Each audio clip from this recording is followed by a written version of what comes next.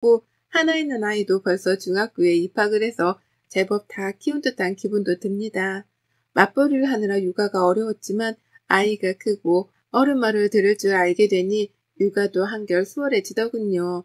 저도 조금은 사는 게 덜 버거웠고요. 하지만 이렇게 어려운 자리임을 무릅쓰고 사연을 보내보게 되었습니다. 제 사생활이 고스란히 노출이 되는지라 누가 알아들을까 먼저 걱정도 되는데요. 조금 더 용기를 가지고서 솔직한 수다라도 떨어보고자 이렇게 자리에 앉아 글을 쓰게 되었습니다. 잘 부탁드립니다. 저희 남편은 사업을 합니다. 대단한 부자는 아니어도 시아버님, 증조 할아버님으로부터 물려받은 돈이 계속 쌓여져 있던 사람이었죠. 요즘 말로 하면 금수저 말입니다. 연애할 적에는 차도 없이 대중교통만 이용하며 데이트를 했고 제가 아르바이트 월급을 받아 프랜차이즈던 가게에 아이스크림 하나를 사주겠다고 하니까 좋아라 신나라 하더라고요. 그런 모습 때문에 이 사람이 돈이 많은 사람일 줄이라고는 정말 상상도 못했습니다. 결혼하겠다고 남편 사는 집을 처음 방문했을 때 알아차렸죠. 으리으리한 집으로 들어가길래 혹 이 집에서 숙박이라도 하며 일을 하는 건가 싶었는데요. 현관으로 들어가 정문을 통해 당당히 집에 입성하는 남편을 보고 그리고 옆에서 왔냐며 인사를 하는 가정부를 보며 알아차렸답니다. 이 사람이 돈이 많은 남자라는 걸 말이죠. 나쁠 것도 없고 좋을 것도 없었어요. 나빴다면 나와는 다른 세상의 사람인 것만 같은 남편이 조금은 부담스러웠다는 것이고 좋았다면 내가 사랑하는 사람이 돈도 많다고 하니 우리 미래에 가난으로 싸울 일은 없겠구나 생각했던 것이었습니다. 좋고 나쁨이 반반이었던 상태였지만 저를 끝까지 좋아라만 해준 남편의 일편단심 덕분에 결혼까지 할 수 있었어요. 그리고 저는 결혼을 하고 나서야 우리 결혼의 좋고 나쁨이 결국 반반이 아니라는 사실을 깨달았답니다. 알고 보니 좋음은 20% 그리고 나쁨이 80%는 되는 결혼이었죠. 남편과 결혼하면서 걸린 조건이 하나 있었어요. 그건 바로 시부모님과 함께 사는 것이었습니다. 전 좋았어요. 결혼 준비를 하면서 시부모님이 꽤 제게 살가로이 잘 해주셨고 이렇게만 지낸다면 같이 살면서 더 친해지기만 할 줄 알았거든요. 무엇보다도 저는 친정엄마가 어릴 적 일찍 돌아가셨기 때문에 이런 일에 대해서 조언 따위도 구할 어른이 주변에 없었습니다. 시어머니와 함께 산다는 게 결코 쉽지 않은 일이라는 걸 말해줄 수 있을 만한 어른이 곁에 없었던 거죠. 그러니 좋은 게 좋은 거란 가벼운 마음가짐만 먹은 채로 합가 생활을 시작했어요. 제가 좀 이른 나이에 시집을 갔었는데 그 어릴 적부터 저는 바로 시어머니를 모시는 것과 동시에 임신과 출산을 하게 되며 아이의 엄마가 되었답니다. 그리고 곧이어 저는 맞벌이를 시작했어요.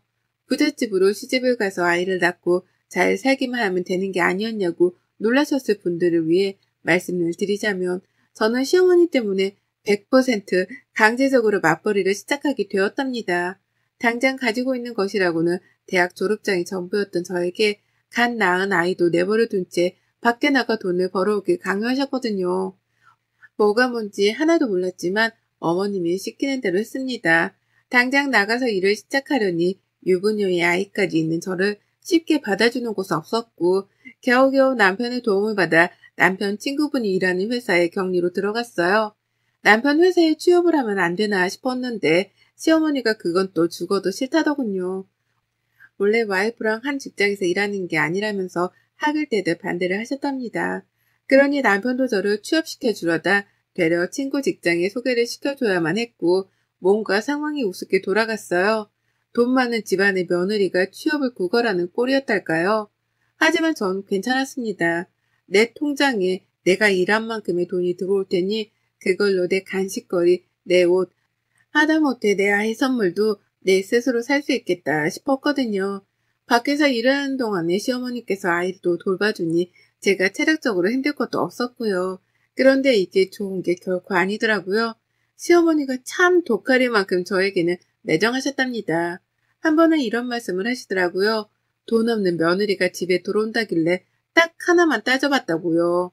그래서 뭐냐고 물어보니 자신의 말을 잘 들을지 말지에 대해서만 따져봤다더라고요. 돈도 없고 빽도 없는 주제에 시어머니 말까지 안 들으면 그건 고물단지나 다름없는 거라고 말입니다.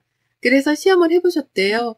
막 출산한 저한테 밖으로 나가 일을 하라고 시켜서 자신의 말을 잘 듣는지 안 듣는지를 확인해 봤다더군요. 그러니까 그 말은 곧 어머님이 저의 순종을 확인하기 위해서 억지로 안 해도 될 일을 하라고 하며 밖으로 떠미셨던 겁니다. 내 아이도 집에 내버려 두게 한 채 말입니다. 나를 무슨 자신의 애완견 정도로 취급을 하는 건가 싶어서 기분이 더럽고 껄끄러웠습니다. 그와 동시에 시어머니의 성격이 결코 정상은 아니시라는 생각이 들어 섬뜩하기도 했어요. 그리고 살면서 겪어보니 시어머니로부터 느꼈던 섬뜩함은 모두 다 사실이었답니다. 어머님은 늘 저를 시험하려고 하셨어요. 그냥 이렇게 해달라고 이런 걸 원한다고 말씀이라도 해주신다면 제가 당황스레 들어드렸을 텐데요. 절 늘 시험하려 하면서 경계하시더라고요. 마치 이 집안의 돈을 홀라당 빼먹어 가려는 돈 없는 도둑놈을 보듯이 절 경계하고 감시하고 또 확인하려 하며 지켜보셨답니다. 한밤중에 야식이 너무 고파서 라면 하나를 끓여 먹었더니만 그걸 가지고 일주일이 넘도록 왈가왈부를 하며 잔소리도 하셨죠. 라면을 멋대로 끓여 먹었다고 집안에서 일하는 가정부한테 제 흉을 보더라고요. 식탁 위에 먹으라고 놔둔 과일조차도 제가 손을 대려고 하면 도둑놈 바라보듯이 곁눈질을 주셨고 퇴근해서 집에 온 그 순간부터 저의 뒷꽁무니를 졸졸 따라다니며 감시 아닌 감시를 하셨답니다. 한 번씩은 제 방에 멋대로 들어와 서랍도 뒤지더라고요. 제가 말은 안 했지만 일하는 아주머니께 물어보면 꼭 아주머니 표정이 일그러지곤 했어요. 아주머님이 어머님이랑 짜고 뭔가 제 흉을 볼 때마다 나오는 표정이었죠. 그러니 저는 시어머니가 내 서랍을 뒤진 장본인이라는 걸 바로 눈치를 챘고요. 뭘 확인하려나 싶었지만 멈추지 않고 계속되었어요. 남편이랑 외식이라도 하고 오면 돈 아깝게 무슨 라고 하면서 꼭 돈이 아깝단 소리를 하셨고 저한테 새 옷이라도 보이면 무슨 돈이 있다고 라면서 또 돈 타령을 하셨답니다. 제가 일하고 받아온 월급은 꼬박꼬박 제 통장에 모아놓으면서 남편 생일, 시부모님 경조사 등 자잘한 곳에 썼었는데 그걸 가지고 시아버지께 흉을 보기도 하셨어요. 자기가 시켜서 취업을 시켜놨는데 그 월급을 자신한테 모두 다 가져오지를 않는다면서 말이죠. 내가 일해서 버는 내 돈인데 그 월급을 당연스레 받으려고 하더라고요. 돈도 많은 집안의 큰 어머님이면서 며느리한테서 그 적은 월급까지 받아가려 하다니 겪으면 겪을수록 정말 저하고는 맞는 것이 하나도 없는 분이셨답니다. 내가 뭘 어떻게 하더라도 나하고는 잘 지내려 할 생각조차 없는 분이시라는 걸 제법 일찍 깨우치고 살았어요. 그리고 그러던 중 저는 집안에서 큰 보물을 도난당하게 되었답니다. 벌써 8년이 된 일이네요. 앞서 저희 친정엄마가 일찍 돌아가셨다고 했는데요. 엄마가 돌아가시면서 제게 남겨주신 유품이 있었어요. 그건 바로 엄마가 외할머니로부터 받으셨던 목걸이였죠. 순금으로 된 체인에다가 펜던트로 작은 다이아몬드가 박혀있는 목걸이였습니다. 집이 절대로 유복한 집안은 아니었는데 저희 외할머니는 유복하셨거든요. 외할아버지한테 시집을 오시면서 가난히 발을 디디셨을 뿐 그 전까지는 아가씨 소리를 들으며 부잣집에서 사셨다 하셨습니다. 그때 할머니가 시집을 가면서 증조부님께 선물로 받은 목걸이라고 엄마가 말씀을 해주셨어요.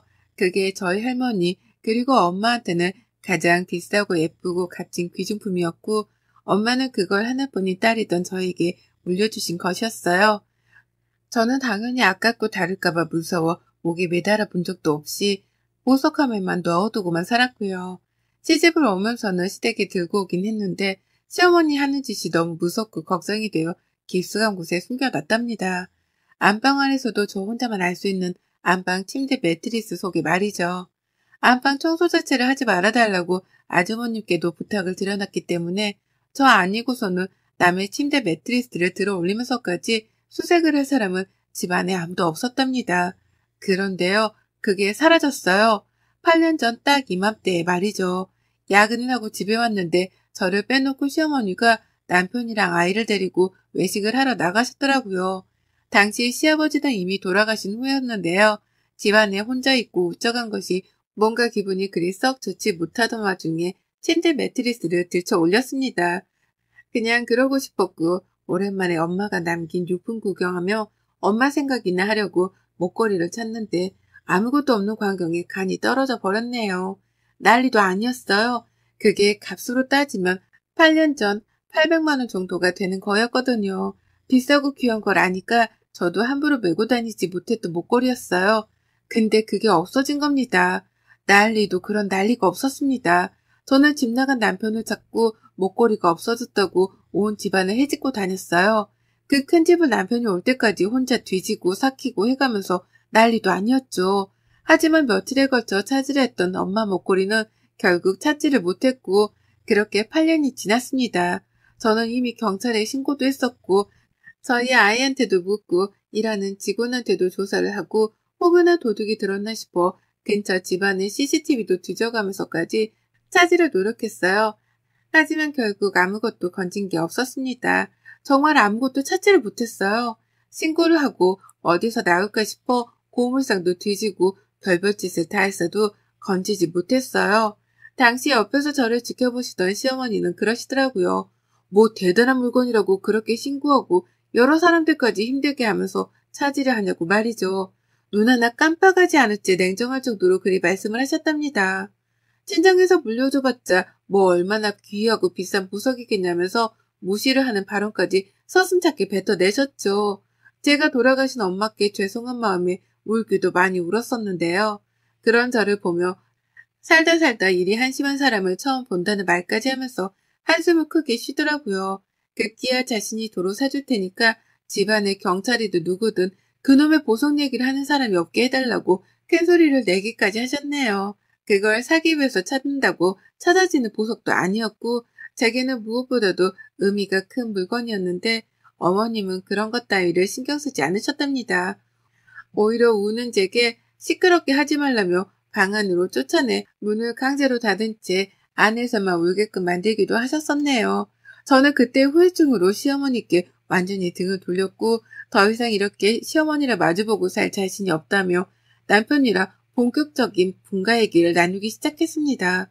감정적으로 힘들 때의 힘이 되어주기는커녕 남보다도 못할 정도로 저의 슬픔에 매정하게 굴고 막말을 퍼부었던 시어머니셨기 때문에 저는 A딸을 갖추며 모시고 살 이유가 없었던 거죠. 다만 아이러니하게도 일은 계속했습니다.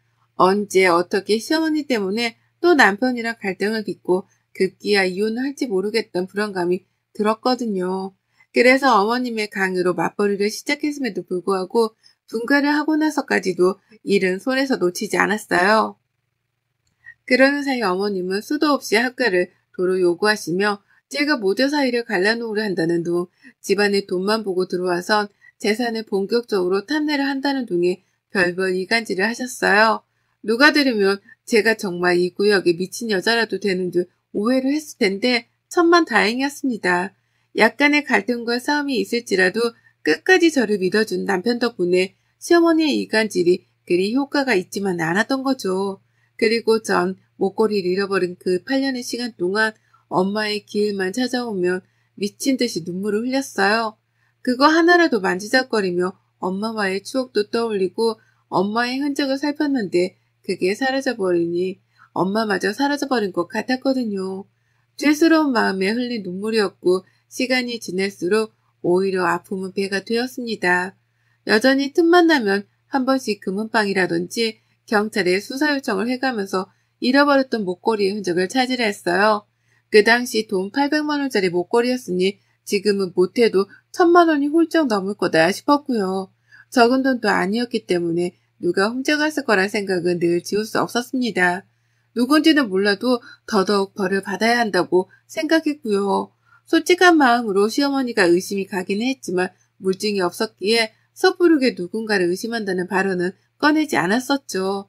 그런데 그 목걸이를 제가 8년 만에야 제 두 눈으로 직접 발견과 동시에 수거를 했습니다. 그것도 제가 목걸이를 잃어버렸었던 바로 그 장소, 시어머니가 사는 시댁에서 말입니다. 그 큰 집을 샅샅이 뒤져가면서 목걸이를 찾던 게 엊그제 같은데요. 시아버지 제사를 지내야 해서 찾아갔습니다. 그 집만 가면 목걸이 생각이 나서 너무 괴로웠고 사이가 좋지 않은 시어머니를 배워야 한다는 사실만으로 숨통이 끊기는 심정이었는데요. 남편의 아버지 제사고 시아버지께 저도 도리는 해야 한다 싶은 마음에 싫은 티만 조금 낼 뿐 찾아가긴 해야 했었어요. 그런데 그날 시어머니가 하필 아프셔서는 침대에서 일어나지를 못하시더라고요. 팔팔한 모습만 뵙다가 갑자기 나이 드신 분이 아프시다고 하니까 저도 별 수 없었습니다. 가서 물 한 잔이라도 따라드리고 죽이라도 갖다 드리며 챙겨는 드려야겠다 싶었네요. 그렇게 시어머니가 주무시는 안방으로 들어가게 되었습니다. 목걸이 잃어버렸을 적에도 자기 방에 들어가서 도둑 취급을 하기만 하면 가만 안 두겠다고 소리를 지르고 별 난리를 쳐서 입구에서 화장대만 살펴본 게 전부였어요. 그 후는 제가 시어머니 몰래 방 안에 들어가 살펴보기도 했었는데 그때마다 소득이 없었고요. 그런데 이번엔 뭔가 풍경이 달랐어요. 평소처럼 평범하게 걸려있는 벽 한가운데의 액자가 왜인지 너무 심하게 삐뚤어져 있더라고요. 그게 신경이 쓰였고 어머님한테는 죽을 가져다 드리다가 나눌 대화도 없고 뻘쭘했던 나머지 어머님을 대신해서 그림이라도 도로 멀쩡히 걸어드리고자 벽으로 갔습니다. 근데 그때 어머님이 뒤에서 절 붙잡으려 하시더라고요. 만지지 마! 라고 소리를 치면서 말이죠. 아파서 누워 계신 분 입에서 큼지막한 소리가 튀어나오니 어찌나 놀랬던지 몰라요. 그리고 그 말을 듣자마자 촉이 팍 왔죠. 왜 이 그림을 만지지 말라고 하는지, 이 그림 속에 보물단지라도 숨겨두신 건가 싶어서 그 잠깐 동안 오만 가지의 생각이 들었습니다. 그리고 본능적으로 누워 계신 시어머니를 뒤로한 채 그림으로 냅다 뛰어가 그 그림을 손으로 들춰냈죠. 그리고 그때 저는 알아차렸어요. 보통 못에 걸려있는 그림이라면 손으로 들쳤을 때에 그림 액자가 들려야 정상인데 이 그림은 들려지지 않는다는 걸 말입니다. 그리고 나서 그림을 똑바로 걸어놓고서는 살며시 왼쪽으로 오른쪽으로 들춰내 보려고 하니 그제서야 그림이 들리더라고요. 네, 그 그림은 벽에 걸려있던 그림이 아니라 마치 책장을 펼쳐내듯이 그림 오른편이 벽과 완전히 고정이 되어 있던 일종의 문이었어요. 쿵쾅거리는 가슴을 뒤로 한 채 주저앉고 문을 열었습니다. 그 안에 누가 봐도 금고로 보이는 철문이 나왔고 저는 남편의 이름을 미친 듯이 불러가면서 문을 따르고만 했어요. 뒤에서 시어머니는 아픈 몸을 이끌고 저를 말리고자 침대에서 일어나기까지 하셨으나 노인네 힘이 저보다 셀 리는 없었습니다. 저는 그림 속 금고 앞에 서서 자리를 지켰고 제 외침에 달려온 남편조차도 금고의 존재를 미처 몰랐었는지 시어머니와 금고를 번갈아 보면서 어쩔 줄 몰라 했어요. 이게 도대체 뭐냐고 어떻게 발견을 한 거냐면서 질문을 막 던져내더니만 결국 시어머니께 직접 비밀번호까지 물어봤죠. 남편도 예상을 했던 겁니다. 금고 속에 내가 도난을 당했었던 그 목걸이가 있을지도 모른다는 예상을 말입니다. 시어머니는 필사적으로 비밀번호를 알려주지 않으려고만 하셨지만 저는 필사적으로 그 문을 열겠다며 급기야 집안에서 망치까지 찾아봐서는 그 문을 두드려댔어요. 정말 공장바닥이 따로 없었습니다. 망치의 벽 망가지는 소리가 너무나 요란스러웠고 시어머니는 이제라도 겁이 나는지 그러지 말라고 벌써부터 옆에서 싹싹 빌더라고요. 보통 같으면 제가 왜 그러냐면서 제 흉만 보셨을 뿐인데 웬일로 저를 타이르라는 듯 말려가면서 금고를 사수하려 한 겁니다. 하지만 곧 그 금고문은 열렸어요. 어떻게 열었냐고요? 저희 애가 들어와서는 비밀번호를 눌러보라 하더라고요. 그래서 남편이 별 생각 없이 시어머니 생년월일 6자리 수를 눌렀는데 실패를 했고 그 후 바로 자기 생년월일 6자리 수를 눌렀는데 또 실패를 했습니다. 그래서 제가 혹여나하는 마음에 남편 생일로만 4자릿수를 눌렀는데요. 문이 열리더라고요. 그리고 그 안에는 누가 봐도 내 엄마 목걸이만 들어있던 보석함으로 추정이 되는 시뻘건 벨벳의 보석 상자가 있었답니다. 그걸 동시에 발견한 남편과 저는 누가 먼저라 할 것도 없이 보석함을 끄집어냈고 저는 그 속에 든 우리 엄마 목걸이를 8년 만에 다시 발견해내며 꺼이꺼이 울었어요. 이게 왜 여기 있어? 여기 있었는데 그것도 모르고 사방팔방을 찾아다니며 죄책감이 살았네. 엄마! 라면서 쉬지도 않고 울다가 숨이 넘어가는 줄 알았습니다. 남편은 미안함에 몸둘 바를 몰라하며 시어머니 노려봤고 아파서 누워있다가 저에게 매달리며 금고를 사수하려 한 시어머니는 벌써 도망을 나가고 안 계셨어요. 저는 한참을 더 울고 목걸이를 끌어안다가 남편이랑 시아버지 제사도 안 지는 채로 집을 나섰고요. 다음날 바로 경찰에 신고를 했습니다. 8년 전 도난 신고를 했던 그 물건을 도로 찾았다고 도둑년을 어떻게 처벌할 수 있냐면서 말이죠. 아쉽게도 절대죄로 시어머니를 처벌시킬 수는 없었습니다. 이게 유효기간이 있는데 8년이면 그 유효기간을 넘겼다더라고요. 내 귀한 물건을 훔친 장본인을 주인이 벌주려 하는데 유효기간이 있다고 하는 사실에 화가 치밀어 올랐어요. 하지만 별 수 없다 싶었고 그럼에도 불구하고 어머님을 벌주겠다 결심했답니다. 그래서 다른 거 필요 없이 경찰분께 저희 시어머니를 경찰서로 불러만 달라 애원했어요. 절도된 목걸이를 찾았는데 서로 나와주셔야겠다는 그 한마디만 말이죠. 제가 꼭 한 번씩 경찰서에 찾아와 그 목걸이의 행방을 묻고 찾고 다녔는지라 이 서안에서는 저를 모르는 사람이 없었습니다. 그래서인지 경찰분도 저를 너무 딱하게 바라봐 주시면서 응해주시더라고요. 그냥 단순히 목걸이를 찾았고 서로 놔달라는 말만 해주신 거죠. 그리고 이내 시어머니께서는 버선발로 서에 뛰어오셨어요. 자신을 잡아가기라도 하는 줄 아시는 건지 돌아오자마자 저 멀리 서 있던 저를 발견하고서는 저한테로 곧장 달려오시더라고요. 합의금으로 주려고 하신 건지 가방 안에는 현금 다발까지 챙겨져 있었고 어머님은 밑도 끝도 없이 그 현금들을 건네시며 애원을 하셨습니다. 훔치려고 한 게 아니라 자신이 집안에서 발견을 했는데 누가 가져갈까 싶어서 고이고이 보관을 해놓은 거라고 변명을 하시면서요.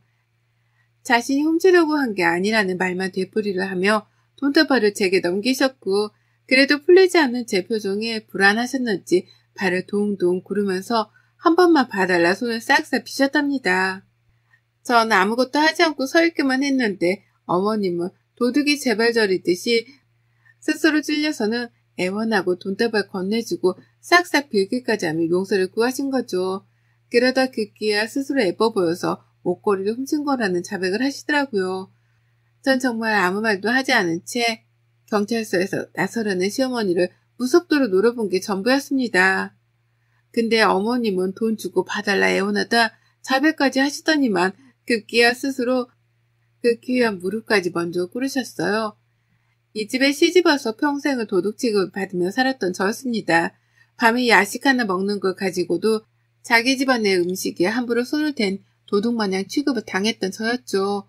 유일하게 엄마가 남겨주신 귀하고 비싼 유품이었고 그걸 보며 유료를 받고 엄마를 그리워하기도 했습니다. 근데 그걸 시어머니가 매트리스까지 들춰내 훔쳐간 걸로도 모자라서는 그 긴 시간 동안 입을 꾹 다물고 계시다니. 이제서야 돈다발을 건네며 싹싹 비시더라고요. 마음감이 교차했고 사는 게 뭔가 싶어 혼동스러웠어요.